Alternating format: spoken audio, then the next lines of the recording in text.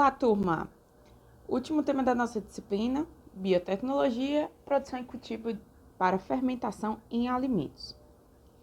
Inicialmente, nós vamos ver o contexto de biotecnologia. O conceito mais clássico é de que a biotecnologia é baseada na busca e descoberta de recursos biológicos industriais que são exploráveis, ou seja, que podem ser utilizados de forma direcionada. Eu quero produzir um alimento, eu quero produzir um iogurte, então eu vou utilizar as bactérias corretas, suprir essas bactérias com os nutrientes que elas necessitam, temperatura certinha, quantidade de água correta, acidez correta, tudo que ela precisa para que induzir essas bactérias a produzirem, transformarem, por exemplo, lactose em ácido lático para acidificar o meio e assim obter queijo, obter iogurte, de acordo com o que eu posso explorar industrialmente.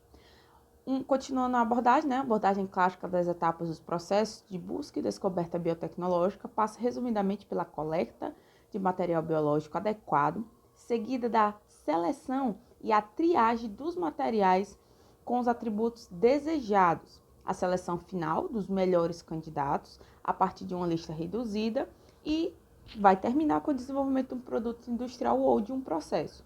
Ou seja, quando você vai iniciar um novo estudo sobre a utilização de um determinado micro-organismo, não só bactéria, mas fungo, leveduras, para produzir um produto novo na indústria de alimentos, na agroindústria, no setor farmacêutico, setor energético, você vai ter uma grande quantidade de possíveis candidatos, certo? De micro-organismos que sejam candidatos e vai avaliar qual que é melhor, qual que é mais barato, qual que produz um produto melhor e de forma mais eficiente.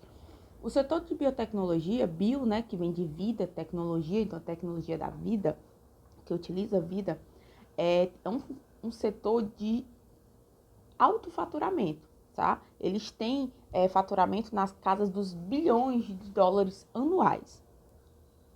Tanto em vários setores, principalmente no setor farmacêutico, de química ou química fina, que produz produtos bem específicos, setor energético e também o de alimentos.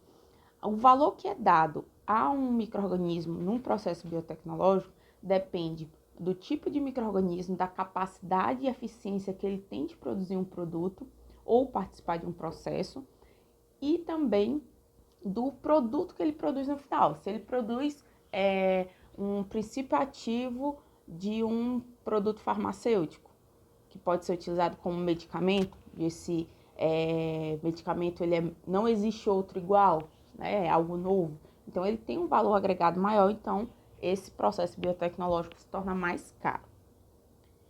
Aqui alguns exemplos de utilização direta dos micro-organismos em processos biotecnológicos de vários segmentos. Dentro do setor de alimentos, na produção e preservação de alimentos, ele vai produzir iogurte, queijo, cerveja, pão, conservas, entre outros. Produzir bebidas, aromas e essências, aditivos para alimentos, como por exemplo alguns emulsificantes especiais, não todos, mas alguns alimentos funcionais também, probióticos, também. A indústria farmacêutica tem desde vitaminas, hormônios, vacinas, antibióticos, entre outros. Nós temos na agroindústria, na parte mais agropecuária, na agroindústria / agropecuária, uso também de fatores de crescimento das plantas, combate a patógenos, fixação de nitrogênio no solo, compostagem, tratamento biológico de resíduos, entre outros. Já na indústria química, nós temos exemplos de aplicações: o uso de micro-organismos para biotransformação, ou transformar em química fina, ou seja, em materiais químicos, substâncias químicas altamente específicas e puras, e produção de matérias-primas, surfactantes para auxiliar nos processos de limpeza, enzimas de aplicação industrial, porque o setor de enzimas, mesmo quando a gente vê em química de alimentos, enzimas, tem uma grande quantidade de enzimas utilizadas na agroindústria e na indústria de alimentos em si. Mas o principal setor, como nós até falamos, que utiliza enzimas como um dos principais princípios e base do seu funcionamento é a indústria de detergentes, sabão, os, os estilo Vanish, né? Que ali aquela limpeza é feita através de um pool, uma quantidade grande de enzima que vai atuar sobre as manchas que estão na roupa. Então, esse setor de enzima para detergentes e sabões em geral é um dos mais ricos e mais completos de alto faturamento no setor de enzimas. Também nos têxteis, papéis, celulose, entre outros. Já no setor ambiental, nós podemos também utilizar micro-organismos, como por exemplo a biorremediação de vazamentos de petróleo e outros resíduos tóxicos. Por quê? Existem determinadas bactérias, fungos, que eles têm a capacidade de metabolizar, de consumir uma substância que inicialmente ela é considerada um poluente, né? Ou, por exemplo, um derramamento de petróleo no mar. Então, existem alguns micro-organismos específicos que conseguem consumir parte desse material e transformar em produtos que são, eles vão liberar esse produto na própria água, mas que não são tão prejudiciais ao ambiente como o petróleo inicialmente. Mas, professora, como é que ela vai consumir isso? É literalmente como se ela estivesse se alimentando. Nós não ingerimos e excretamos, né? Urina e fezes. Os micro-organismos fazem a mesma coisa. Para eles poderem crescer, no caso, se reproduzir, eles necessitam se alimentar e necessitam de condições do ambiente propícia. Então, seja para ajudar na biorremediação, ou seja, reduzir o impacto de um vazamento, de uma poluição, seja na decomposição de resíduos, seja na produção de alimentos, o que o micro-organismo está fazendo, ele não consegue diferenciar o objetivo dele. Ele está fazendo bactéria tal, específica, consigo pegar lactose, vou consumir essa lactose que é um carboidrato e vou liberar aqui com o meu excremento ácido lático. Aí o ácido lático acidifica o meio, o leite vai coagular e assim você consegue separar a parte mais proteica com gordura do soro e você tem assim por pressagem um queijo ou com a separação menos acentuada, um iogurte, certo? Então, basicamente os micro-organismos fazem isso, mas cada um age de uma forma e com eficiência. Também pode ser utilizado para tratamento de resíduos em águas, para biomineração, para evitar estar usando metais pesados, você consegue fazer essa mineração de forma bem mais ecológica, tá? E também no setor de produção de energia, porque álcool e também o refino de outras substâncias combustíveis pode ser feita sim com o uso de micro-organismos, certo? O processo de produção de álcool combustível e de álcool de alimentos são similares.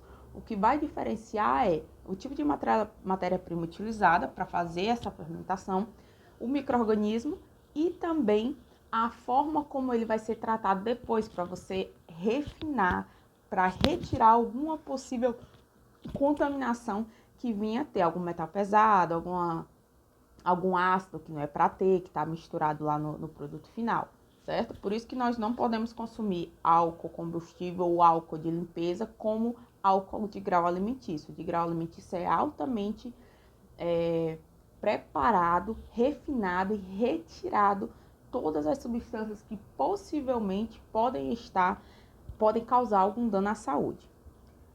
Em relação à produção e cultivo para a fermentação de alimentos, os micro-organismos, eles, em geral, foram mais conhecidos como decompositores de alimentos. Não são benéficos para a indústria. Porém, eles são a minoria, certo? E alguns desses processos de decomposição, que era tido antigamente como decomposição, na verdade, geraram as bases para os processos fermentativos e produzir produtos bem diferenciados e derivados como nós temos hoje. Antes, quando se achava que o leite, determinado micro-organismo, junto com o leite, causava a degradação, a deterioração daquele leite, mas com o tempo foi se aprimorando a técnica e hoje nós temos os derivados. Iogurte, coalhada, leite fermentado, os diversos tipos de queijo, entre outros. Nós conseguimos obter por fermentação alcoólica, vinho, e do vinho a gente consegue obter vinagre.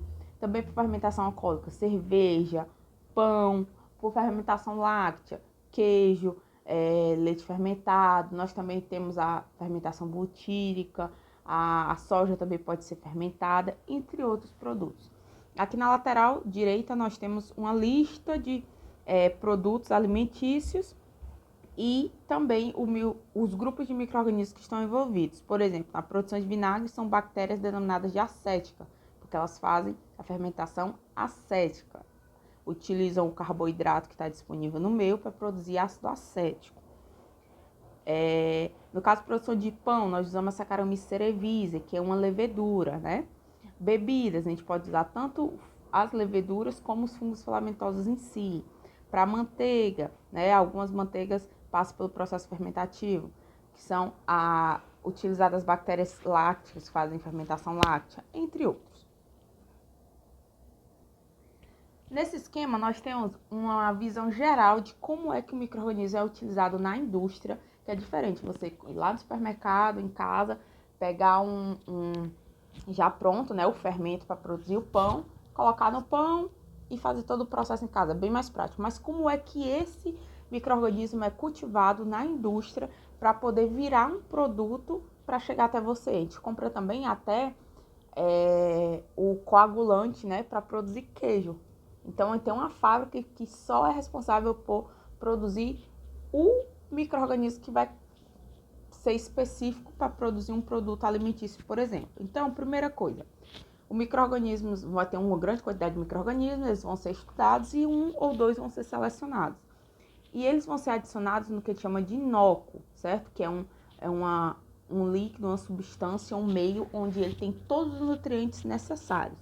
Depois, ele vai passar pela etapa de preparo do inóculo, que é a parte industrial. Ele estava naquela quantidade pequenininha dentro de uma vidraria, agora ele vai passar para um ambiente em que ele tem um equipamento grande, né, de aço inox, onde vai ser estimulado para que esse micro-organismo se desenvolva e cresça a sua população numa quantidade grande. Vai ser adicionado todos os nutrientes, mais nutrientes, água na quantidade certa, vai ser possibilitado que a temperatura seja ideal para ele crescimento. Lembra que a gente viu? Todo micro-organismo tem uma temperatura mínima, máxima e a ideal. Então, você coloca na faixa do ideal para ele crescer confortavelmente e rápido. O pH, para nem ser muito ácido, muito básico, mas de acordo com o micro-organismo. Então, você dá toda a vida boa para esse micro-organismo crescer. Depois, ele está naquele pequeno equipamento que nós chamamos de bioreator, em pequena quantidade. Depois que ele está adaptado às condições do novo ambiente, dos nutrientes, da temperatura, da quantidade de oxigênio, está bem adaptado, está começando a crescer, a gente pode transferir desse bioreator pequeno para um bioreator grande. Aí, a partir daqui, desse bioreator grande, nós vamos separar, conseguir separar o que é célula de micro-organismo e o que é uma substância, o que é o produto que foi fermentado. Eu coloquei aqui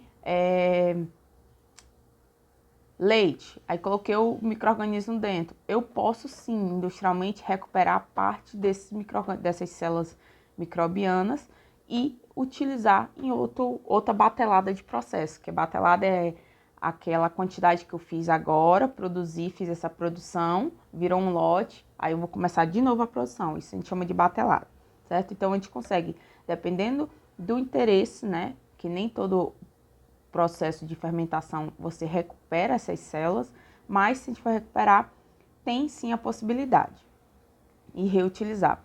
Características desejáveis de micro-organismos para aplicação em indústria. Faltou o acento aqui, ó, indústria, certo? Elevada eficiência na conversão de substrato por produto, ele consegue consumir determinada substância e liberar um produto, tipo na fermentação alcoólica, ele consome glicose e libera álcool etílico, que a gente chama popularmente só de álcool, certo? Então, é o substrato e o produto. Ele tem que permitir o acúmulo desse produto no meio, ou seja, vai ter muito álcool, então ela tem que ser muito tolerante à quantidade de álcool ou a quantidade de ácido lático, ou de ácido acético, o produto que ela vai produzir. Porque se ela for sensível, rapidamente ela produz um produto e esse produto mata o próprio micro-organismo. Então, não tem lógica. Não produzir substâncias incompatíveis com o produto, ou seja, alguma substância que vai neutralizar ou vai transformar o produto que eu quero em outro, né?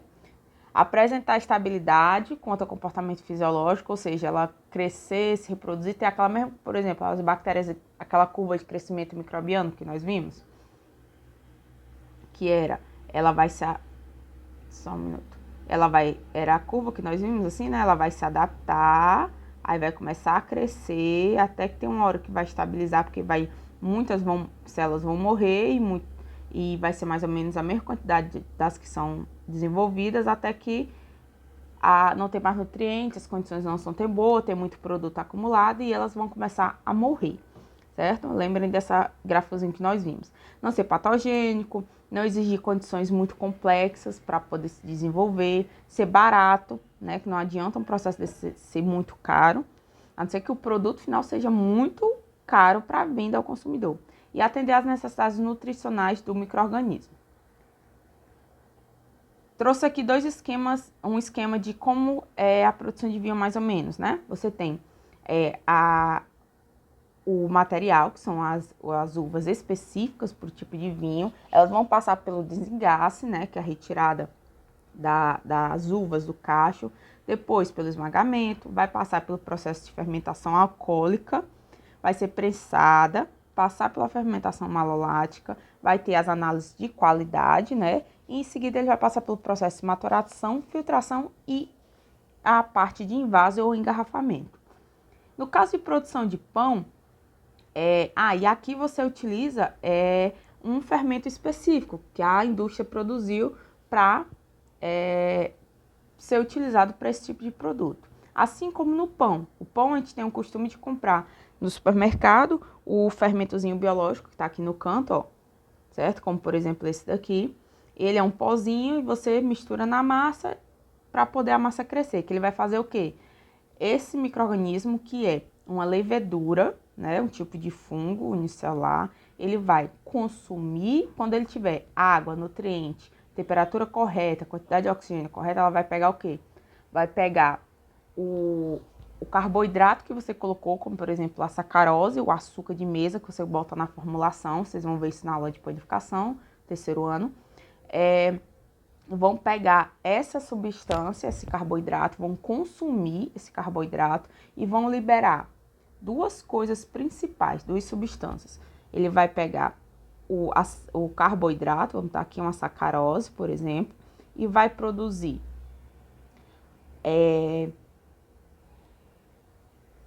gás carbônico, CO2, e um pouquinho de álcool, certo? Aqui nós temos, ó, a massa com o fermento e todos os outros ingredientes, tá?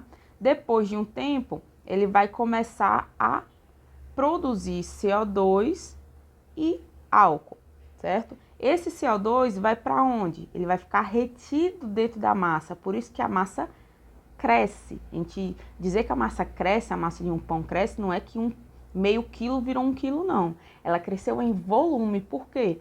Porque o gás que é produzido vai empurrando a massa para cima e fica preso nela. Quando essa massa vai para o forno, o que é que acontece? Esse pouco de álcool que é produzido e esse CO2 que estava retido dentro da massa, eles vão volatilizar, vão sair, eles já são gases, né? O CO2 já é um gás, mas eles vão conseguir sair de dentro da massa. Por isso que ficam esses buraquinhos, ó, no miolo do pão, que é onde tinha gás retido. E o pouco do álcool que tinha, já que o álcool é volátil, né? Então, ele sai com a temperatura do forno.